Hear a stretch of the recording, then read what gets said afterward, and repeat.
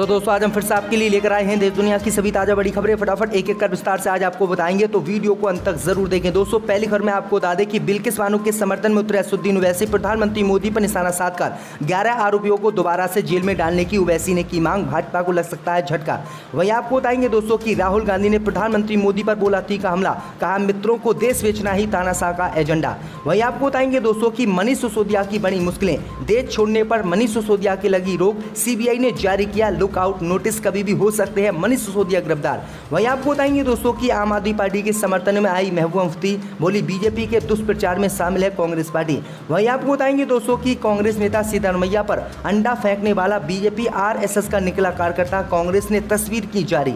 वहीं आपको बताएंगे दोस्तों की उत्तर प्रदेश के मुख्यमंत्री योगी आदित्यनाथ को फेसबुक पर मिली जान से मारने की धमकी, मुरादाबाद पुलिस ने एफआईआर की दर्ज। तो दोस्तों सभी खबरों को आपको एक एक कर बताने वाले हैं। वीडियो को लाइक कर चैनल को सब्सक्राइब कर दें और हमें कमेंट करके बताएं कि आपके जिले किस राज्य से हमारी खबरों को देख रहे हैं। इसी बीच पर तो दोस्तों अगली खबर की ओर, तो बिल्किस बानो केस पर बोले असदुद्दीन ओवैसी, प्रधानमंत्री मोदी से सभी 11 आरोपियों को दोबारा जेल भेजने की ओवैसी ने की मांग। जब दोस्तों आपको बता दें कि गुजरात के बिल्किस बानो गैंगरेप केस के सभी दोषियों के रिहा किए जाने के बाद से विपक्ष लगातार केंद्र की मोदी और गुजरात की बीजेपी सरकार पर निशाना साध रहा है।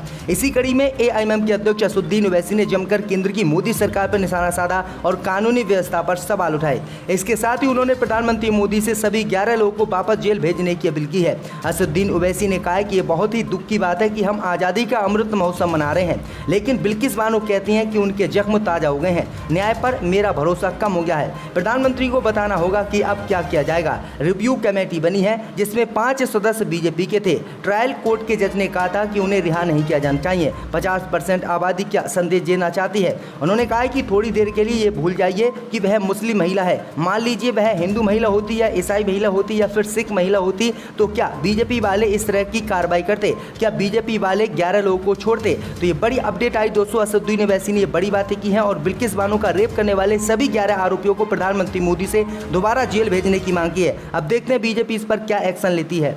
इसी बीच पर तो दोस्तों अगली खबर की ओर, तो दिल्ली के डिप्टी सीएम मनीष सिसोदिया के खिलाफ जारी हुआ लुकआउट नोटिस, देश छोड़ने पर लगी रोक, कभी भी हो सकते हैं मनीष सिसोदिया गिरफ्तार। जब दोस्तों आपको बता दें कि दिल्ली में शराब घोटाले मामले में सीबीआई ने डिप्टी सीएम मनीष सिसोदिया समेत 14 लोगों के खिलाफ लुकआउट सर्कुलर जारी किया है। सर्कुलर में उन आरोपियों के नाम हैं जिनके खिलाफ सीबीआई ने एफआईआर दर्ज की है। हालांकि इसमें मुंबई की इंटरमेंट मैनेजमेंट कंपनी के सीईओ विजय नायर का नाम भी शामिल है। दिल्ली के डिप्टी सीएम मनीष सिसोदिया ने शनिवार को अपनी प्रेस कॉन्फ्रेंस में गिरफ्तारी की आशंका जताई है। उन्होंने कहा था कि केंद्र सरकार दिल्ली में शिक्षा के क्षेत्र में किए गए बड़े कामों पर ब्रेक लगाना चाहती है, इसलिए हो सकता है कि 2 या 4 दिन में मुझे गिरफ्तार कर लिया जाए। इस बीच सीबीआई ने मनीष सिसोदिया समेत 14 लोगों के खिलाफ लुकआउट सर्कुलर जारी किया है। ये लुकआउट सर्कुलर सिसोदिया के लिए एक बड़ा झटका माना जा रहा है, क्योंकि अब ये लोग देश छोड़कर बाहर नहीं जा सकेंगे। अगर इन्होंने ऐसा करने की कोशिश की तो उन्हें हिरासत में लिया जा सकता है। तो ये बड़ी अपडेट आ रही दोस्तों कि मनीष सिसोदिया के देश छोड़ने पर रोक लग गई है और लुकआउट नोटिस जारी हो गया है। कभी भी मनीष सिसोदिया की गिरफ्तारी हो सकती है। इसी बीच पर तो दोस्तों अगली खबर की ओर, तो राहुल गांधी ने प्रधानमंत्री मोदी पर बोला तीखा हमला, कहा मित्रों को देश बेचना ही तानाशाह का एजेंडा। जब दोस्तों आपको बता दें कि कांग्रेस नेता राहुल गांधी ने इशारों में केंद्र की मोदी सरकार पर निशाना साधा। उन्होंने कहा कि तानाशाह की इच्छा ही सरकार की आज्ञा है। यहां तक कि आरबीआई जैसे स्वतंत्र संस्था जो पिछले दशकों में भारत के आर्थिक विकास के लिए माध्यम रहे हैं, इसे भी समय समय पर सुप्रीम लीडर और उनके मित्रों के एजेंडे के सामने झुकने को मजबूर किया गया। उदाहरण के तौर पर आपको विमुद्रीकरण को याद रखना चाहिए। राहुल गांधी ने कहा है कि रिजर्व बैंक ऑफ इंडिया ने अपनी रिसर्च रिपोर्ट में कहा था कि सार्वजनिक क्षेत्र के बैंकों का जल्दबाजी में निजीकरण करना ठीक नहीं है। आरबीआई ने उन बैंकों की दक्षता की प्रशंसा भी की थी, लेकिन इससे तानाशाह बहुत ज़्यादा परेशान हो गए। सरकार अपने सर्वोच्च नेता के मन में वापस शांति स्थापित करने के लिए हरकत में आई और अगले ही दिन आरबीआई की तरफ से स्पष्टीकरण जारी किया गया कि वह बैंकों के निजीकरण के खिलाफ नहीं है। भाई आपको बता दें कि आगे जो है राहुल गांधी ने कहा है कि मित्रों को देश बेचना ही प्रधानमंत्री मोदी का एजेंडा है। इसी बीच पर तो दोस्तों अगली खबर की ओर, तो आम आदमी पार्टी के समर्थन में आई महबूबा मुफ्ती, बोली बीजेपी के दुष्प्रचार में शामिल है कांग्रेस। जब दोस्तों आपको बता दें कि जम्मू कश्मीर की पूर्व मुख्यमंत्री महबूबा मुफ्ती ने एक बार फिर से विपक्षी एकता की गुहार लगाई। उन्होंने कहा है कि आबकारी नीति मामले में दिल्ली के उप मुख्यमंत्री मनीष सिसोदिया के आवास पर सीबीआई द्वारा छापेमारी करना विपक्ष की एकता की खामियों को उजागर करता है। साथ ही उन्होंने कांग्रेस पर बीजेपी के दुष्प्रचार में शामिल होने का आरोप लगाया। टीएमसी और माकपा सहित कई अन्य विपक्षी दलों ने मनीष सिसोदिया के यहाँ सीबीआई छापेमारी की कड़ी आलोचना की थी। मुफ्ती ने कांग्रेस पर निशाना साधते हुए कहा है कि पार्टी अपने हितों से ऊपर नहीं उठ पा रही है, जबकि आम आदमी पार्टी एक सुरजित प्रतिबंधित पार्टी है। वहीं आपको बता दें कि आगे उन्होंने कहा है कि मनीष सिसोदिया को जेल में डालने के लिए बीजेपी का साथ कांग्रेस पार्टी ने दिया है और बीजेपी के दुष्प्रचार में कांग्रेस पार्टी भी शामिल है। इसी बीच पर तो दोस्तों अगली खबर की ओर तो मॉब लिंचिंग पर बीजेपी नेता ज्ञानदेव आहूजा ने दिया विवादित बयान। जी हाँ दोस्तों, आपको बता दें कि राजस्थान में बीजेपी नेता ज्ञानदेव आहूजा अलवर मॉब लिंचिंग के मृतक किसान के घर पर विवादित बयान देने पहुंचे। उन्होंने कहा है कि अब तक तो 5 हमले मारे हैं, इससे सियासत फिर गर्मा गई है। दरअसल आपको बता दें कि ज्ञानदेव आहूजा ने आगे कहा है कि ऐसा पहली बार हुआ है कि उन लोगों ने एक मारा, अब तक तो 5 हमने मारे। मैंने हमारे लोगों और कार्यकर्ताओं को छूट दे रखी है कि मारो, हम आपके साथ हैं, जमानत करवा देंगे। राजस्थान के पीसीसी अध्यक्ष गोविंद सिंह डोटासरा ने ट्वीट करके ये वीडियो साझा किया है और भाजपा नेता के बयान पर सवाल उठाए हैं और कहा है कि राजस्थान में अगले साल चुनाव होने हैं और इसलिए बीजेपी माहौल खराब करना चाहती है। इसी बीच पर तो दोस्तों अगली खबर की ओर तो अनिल राजभर ने मायावती पर बोला हमला, कहा एसी रूम में बैठकर नहीं होती है राजनीति। यह दोस्तों आपको बता दें कि उत्तर प्रदेश सरकार के श्रम एवं सेवा योजना मंत्री अनिल राजभर ने बहुजन समाज पार्टी के अध्यक्ष मायावती के एक बयान पर शनिवार को पलटवार किया। राजभर ने कहा है कि मायावती एसी वाले कमरों में बैठकर ट्वीट ना करें और सड़क पर उतरकर भारतीय जनता पार्टी सरकार द्वारा कराए जा रहे विकास कार्यों को देखें। कन्नौज दौरे पर आए राजभर से जब मायावती द्वारा बीजेपी सरकार के विकास कार्यों को छलावा करार दिए जाने पर सवाल पूछा गया तो उन्होंने जवाब में बसपा सुप्रीमो पर ये तंज कसा। तो ये बड़ी अपडेट आ रही दोस्तों। इसी बीच पर तो दोस्तों अगली खबर की ओर तो कांग्रेस नेता सिद्धरमैया पर अंडे फेंकने वाला बीजेपी आरएसएस का कार्यकर्ता कांग्रेस ने तस्वीर शेयर की। जब दोस्तों आपको बता दें कि कर्नाटक के पूर्व सीएम और कांग्रेस नेता सिद्धरमैया पर कोडागू जिले में अंडे फेंकने की घटना से राजनीति गर्मा गई है। कांग्रेस ने पूर्व सीएम पर अंडे फेंकने वाले शख्स की तस्वीर जारी की और उसे बीजेपी आरएसएस का कार्यकर्ता बताया।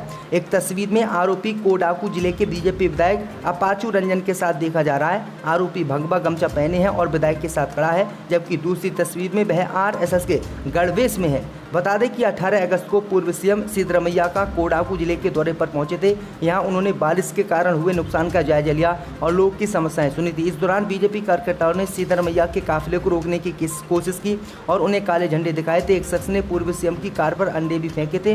मामले में पुलिस ने 9 लोगों को गिरफ्तार किया। पुलिस पूछताछ में आरोपी खुद को कांग्रेस कार्यकर्ता बता रहा था। तो ये बड़ी अपडेट आई दोस्तों। अब कांग्रेस पार्टी ने जो है तस्वीर जारी की है और कहा है कि ये कांग्रेस का नहीं बल्कि बीजेपी और आरएसएस का कार्यकर्ता है। इसी बीच पर तो दोस्तों अगली खबर की ओर तो उत्तर प्रदेश के मुख्यमंत्री योगी आदित्यनाथ को फेसबुक पर मिली जान से मारने की धमकी।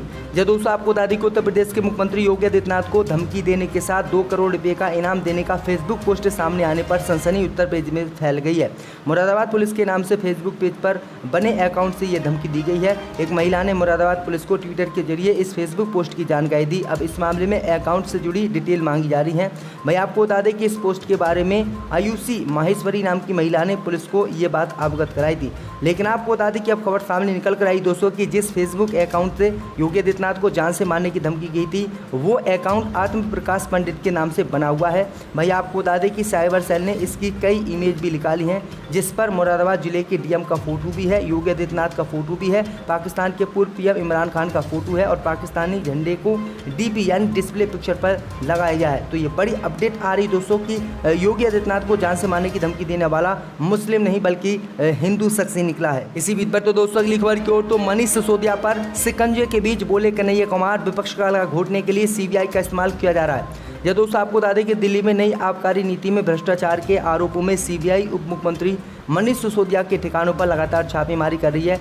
इसको लेकर भाजपा के साथ साथ कांग्रेस भी आम आदमी पार्टी पर निशाना साध रही है। पीडीपी नेता महबूब मुफ्ती ने इसको लेकर कांग्रेस पर निशाना साधा और भाजपा के पूर्व गैंगरेड को सपोर्ट करने का आरोप लगाया।